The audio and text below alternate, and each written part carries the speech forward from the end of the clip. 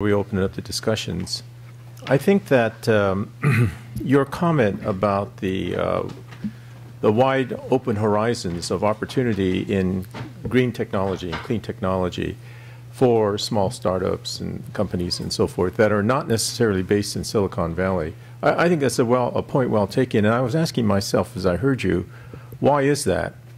And it's not only the absence of giant actors that dominate the space. There are some giant actors like GE, as you mentioned, that want to get into this space. I think as I listened to your companies, what struck me was that unlike Silicon Valley, where many of the startups were doing intermediate good components, which were highly related to a horizontal integration process, which required geographic concentration with other producers of other components and constant communication flows and so forth, that the products that you were mentioning were already, well, the consulting project, which is one. Another was a final project, a product that you could install in buildings. And a third was a product that you could install in a project, in a product like a washing machine. Therefore, you could license it. There wasn't this deeply interlinked technological flow of information that would have been necessary, for example, in the chip business, or even in some areas of telecommunications. So that does open up opportunities in niche areas of green technology. Okay, so let me try to summarize. I didn't have any paper here, so I couldn't write notes, but let me just try to summarize some of the commonalities of all of the presentations and focus it on action items. All three, I think, suggested that there are in Japan fundamental structural impediments to entrepreneurship and innovation. I mean, they may have mentioned some of the outcroppings of these structural problems, like risk-taking.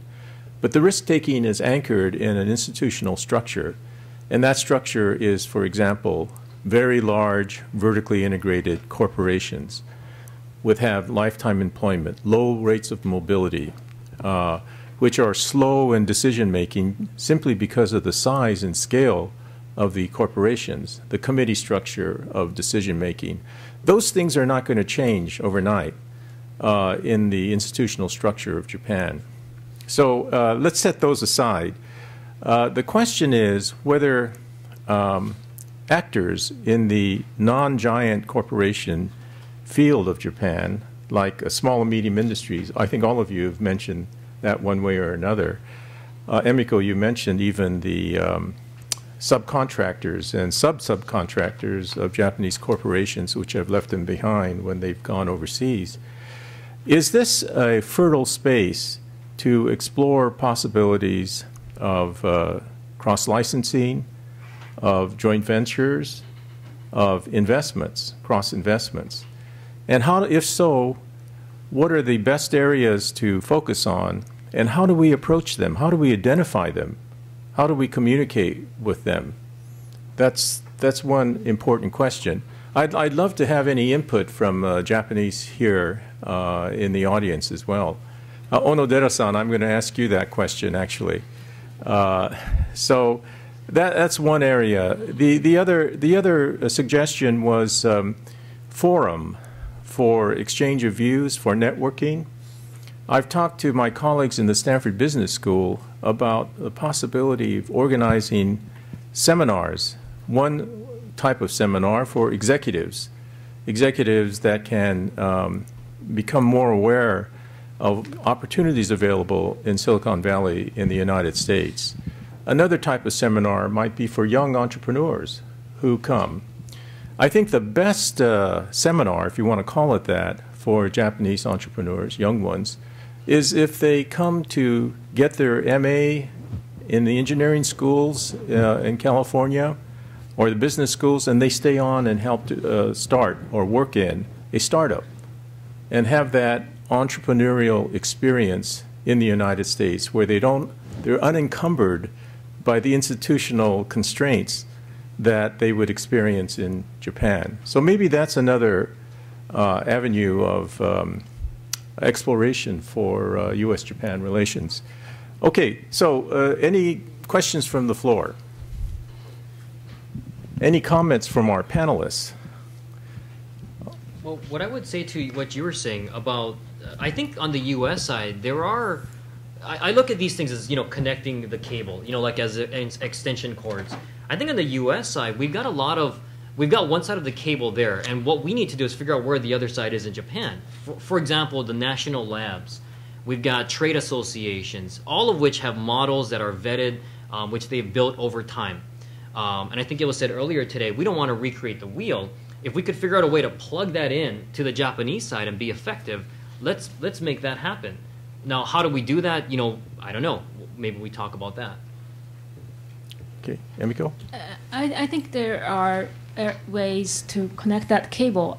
When you talk about the small to medium-sized companies, there isn't as, Keidanren is one for the large companies, but there's a Chusho Kigyo Koko or some of those Chusho Kigyo, the small to medium-sized company associations and industry groups. And I'm often asked, actually, when I go to Japan, by bankers and others, how do we, like Nihon Seisaku Ginko, how can we help our Chusho Kigyo clients in getting their business out to outside of Japan? And if we mobilize, and I'm getting ideas here, that if we mobilize and ask those associations to identify, and then I can think of a few, like components industry, Kanagata industry, the molding industry, and a few others that are Japanese small to medium-sized companies excel.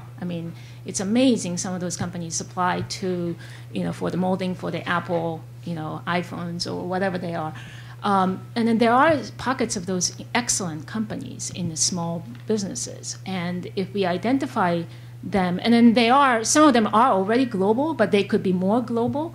And if we collaborate with that Chusho Kigyo Koko or somebody in that organization to really have the objective and time frame, I think that's something to try.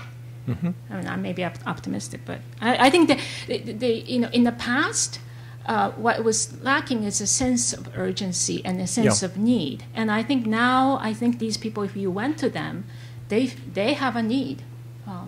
Yeah, I think the point that all of you made is an excellent one, which is that in the calculus of risk-taking, doing nothing may be the costliest risk of all, because of the speed with which change is taking place and competition is going forward in the world.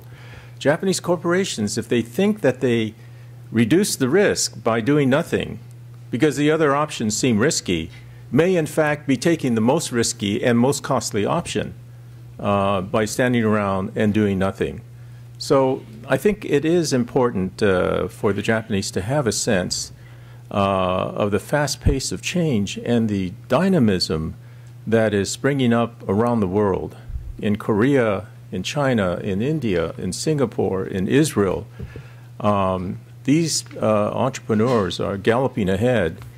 And the timing issue, the sense of time, is one that has to be adjusted, I think, for Japan.